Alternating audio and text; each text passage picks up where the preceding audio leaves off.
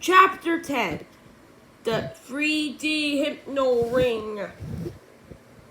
The next morning, George and Harold didn't arrive early at Mr. Crump's house to wash his car and re-sprinkle his roof. In fact, they were even a little late getting to school.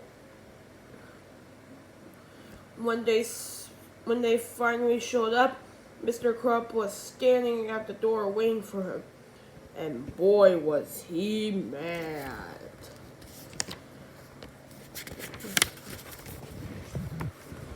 Mr. Crump ushered the boys into his office and slammed the door. "All right, where were you two this morning?" he growled. "We wanted to come over your house," said George, "but we are busy trying to figure out the secret of this ring," said. "What ring?" snapped Mr. Crump. George held up his hand and showed the ring to Principal Crump. "It's got one of those weird patterns on it," said Harold. "If you stare at it long enough, a picture appears." "Well, hold it still," said "Well, hold it still," snarled Mr. Crump. "I can't see the darn thing." "I have to hold it back and forth," said George, "or else it won't work."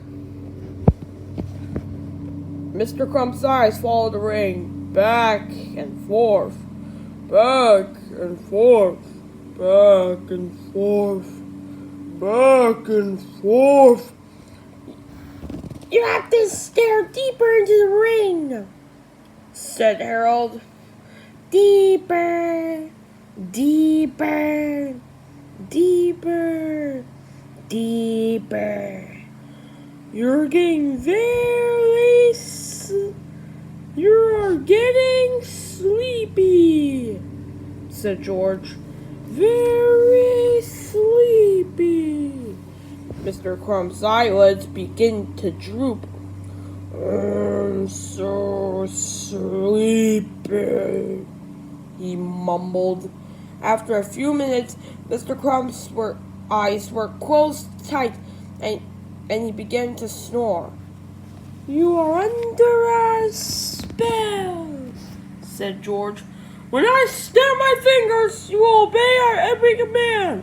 Snap! "I will obey," mumbled Mr. Crump.